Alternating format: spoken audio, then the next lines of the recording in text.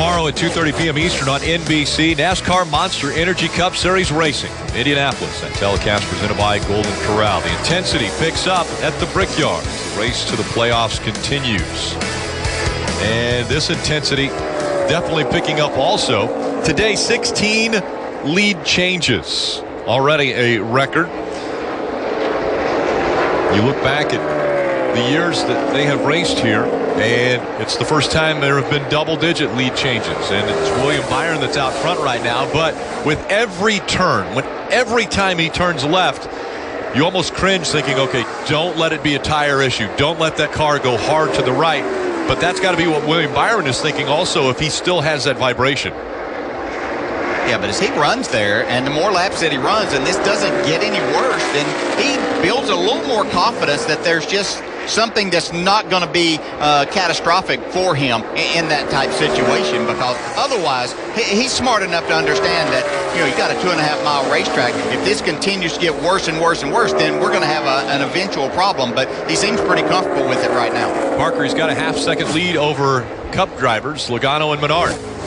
Exactly, and DJ, you kind of talk about where he's maybe getting more comfortable with, but remember, you can't back off here. Remember this package where at times alone and in qualifying, these guys are flat out around this racetrack. So fans out there might be wondering, well, why doesn't he just back off a little bit in the corners? Maybe, let the car roll more. They're not doing that. They're in the throttle. So this is a very tough position to be in as a young driver trying to evaluate the condition of that tire, because you have to push on, one, to keep the lead, and two, because there is nowhere to lift around here. Listen, with 5 laps to go, Paul Menard's a factor in this race. He has run these guys down from a long way back. One or two things. He either needs to clear this 22 car, get by him and run William Byron down, or push that 22 car to try to catch William Byron. Right here, you see he's making a move. He will clear him getting into turn 3. He has a shot to win this race. Paul Menard moves up to second. Now, less than 5 laps to go, just over 4 laps to go for William Byron. Can he stay out in front of Paul Menard now? Byron's never been there before. He doesn't know that you're supposed to do anything except run wide open around here. That's from the very first laps that he was on the racetrack. But has he abused this tire a little bit too much in staying out here, taking the lead back a couple of different times? Has Paul Menard saved a little something and have something for him right here in these last couple of laps? 4 laps to go. Look at them go through the lap traffic. What a difficult spot to catch a lap car. He's drove through the middle like that. Hey, this is what I'm supposed to do. And now the gap closes again. Here comes the 2. Paul Menard. Paul Menard with a lot of run now. Had the momentum. Ducks in behind the 9 as they get ready to make that left turn. This is where we're going to see how much Byron, are his tires giving up. Can Paul Menard make a run off of turn 4, off of turn 2 that's going to benefit him down these long straightaways? Paul Menard can just break even with him in the corners. That will give him an advantage down the straightaways with that draft. So that's what he's got to do. He's got to inch up corner by corner, straightaway by straightaway to ultimately get that position. It's not going to happen in one straightaway. It's going to take a few to make this happen. 3 laps to go.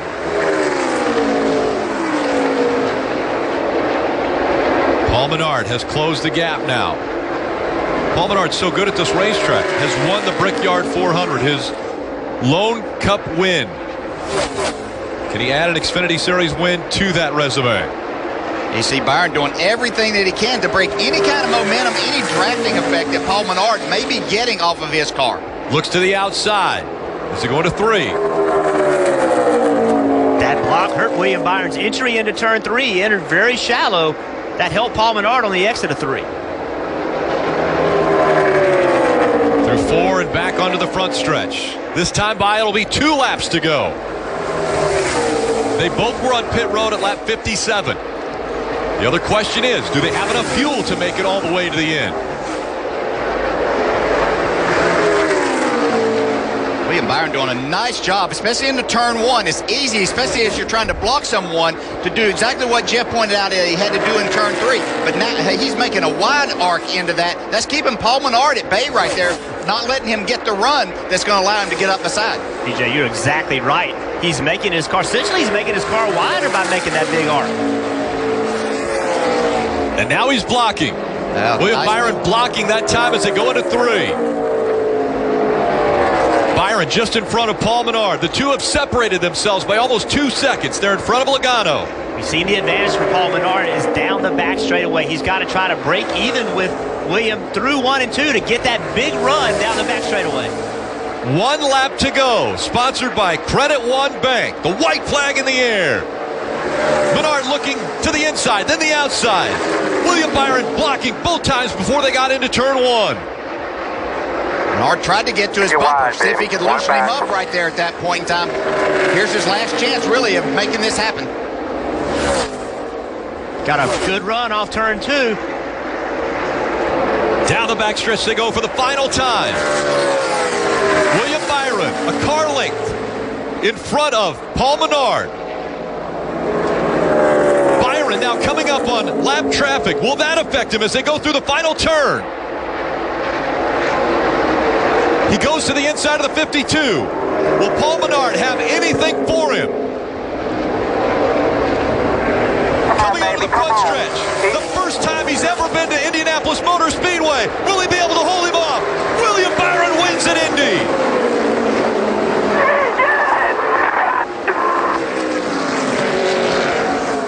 Good job, man. Hell of a job.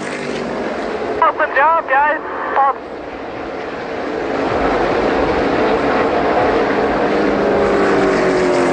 I believe that tire held on, Dave. That was awesome, man.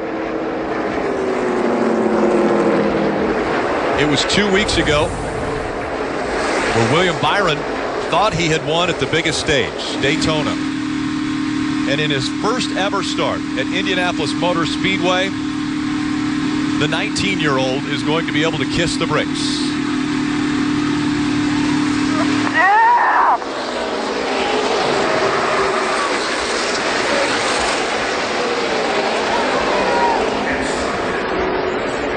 William Byron, I mentioned 19 years old. He is the youngest driver to win a NASCAR race at Indianapolis.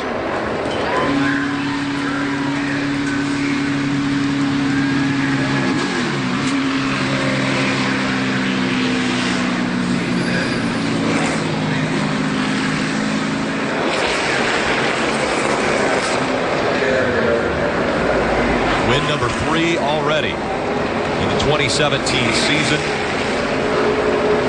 He won at the short track, Iowa. He won at Daytona 2 weeks ago. And now he wins at Indianapolis.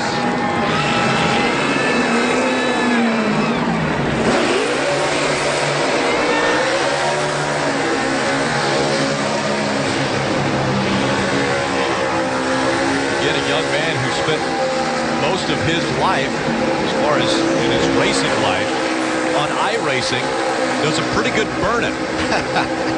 Yeah, a very tight spot to be doing that, too. You just think back to Michigan whenever he lost by inches to Denny Hamlin. I think the learning experience that he did there, you know, we're starting to run out of superlatives to talk about this young man. He's just so very talented, and the different types of racetracks that he's won on. Almost won at Michigan, a 2-mile track, wins on a 7/8 mile track at Iowa, goes to Daytona, wins a 2.5 mile track, and comes to Indianapolis, a flat track. First time ever with this package, and gets the job done. He may not realize how far he is away from the start-finish line as he climbs out of the car to celebrate with the fans.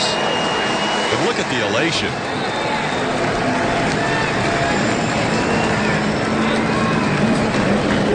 William Byron continuing to accomplish amazing things in his young career. Marty. It is incredible what this young man has done. I think the bigger question is can this young man not do? The fans here at Indianapolis, and you get to go kiss the bricks later. Did you ever dream as a 19-year-old you would have a Daytona win and at Indianapolis when you told me you had such a reverence for the history the moment you came through the tunnel here? Yeah, man. I just have to thank God. It's really amazing to be here. I got a lot of great people around me, and this is very humbling to be at Indianapolis and win. I can't believe that tire held on, but that was awesome, man. That was so fun. This is hallowed ground. What do you want to say to these fans? Because Victory Lane in Indianapolis is a very special place, William. Man, it's so cool. This is awesome. I mean, I've I've never been to a Brickyard 400 or an Indy 500, but watched it as a kid, and man, it takes a lot to win these races, and to win here is so special. Just thanks to all the guys on this Liberty University team. To get Liberty a win this year is really cool too. So can't wait for the rest of this year, but we're definitely going to celebrate this one and kiss the bricks. You got a date with some bricks, but first you have a date with Dave Burns in Victory Lane. Congratulations. Sounds good. Thank you. All right, the tire held on Rick somehow, and that's what he still can't believe, but William Byron getting pretty good at this winning thing here in the Xfinity Series. How amazing. A young man who has never been here. He said he's never seen a Brickyard 400. He's never been here in person for an Indy 500 win. He is able to win at one of the biggest stages. He wins at Indianapolis Motor Speedway. And he'll be in Victory Lane next.